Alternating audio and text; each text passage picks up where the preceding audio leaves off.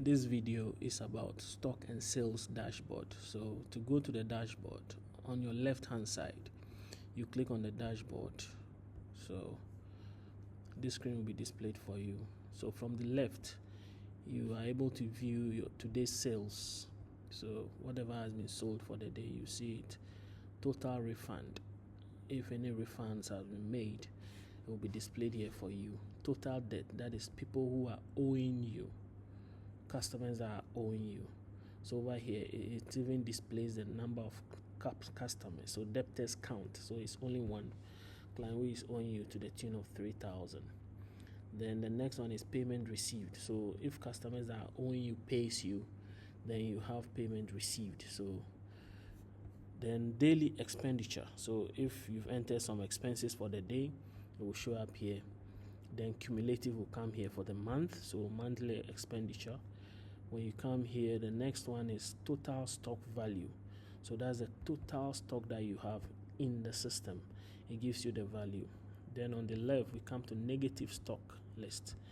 Any product that appears here, it means the stock is not properly done or there's something wrong with the stock. So you can pick that product, go to the item setup, and then you can look at what is wrong with that stock. You can also check the stock history, and then you can adjust it by using the stock adjustment.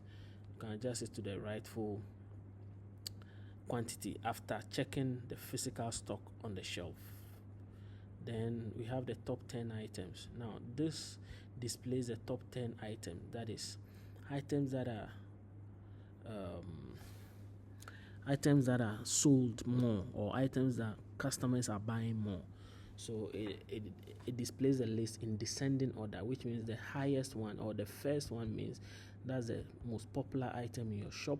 So this will help you to order those items more, or this will help you in decision making.